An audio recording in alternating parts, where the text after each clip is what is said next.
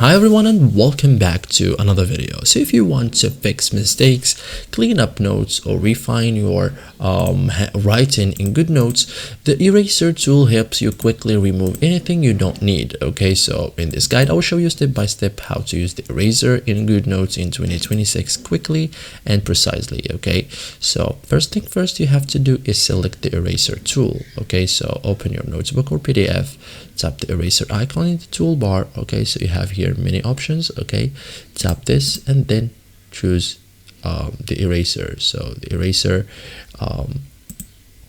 this one. Okay, so you are ready now to erase. Okay, so drag your Apple Pencil or finger over what you want to remove, release when done. Okay, so as you can see, you can erase anything you want. Okay, so the selected content disappears instantly.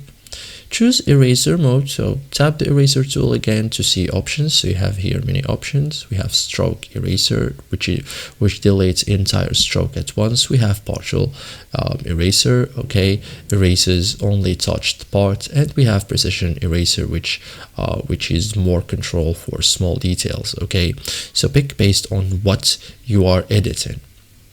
Adjust eraser size, so you have here as I said, you have here the options that I mentioned before, and you have here the size. So we have small, we have medium, we have large. So small, fine details, medium, general use, and large for quick clean up. Okay, so thank you guys for watching this video and see you guys in the next tutorial.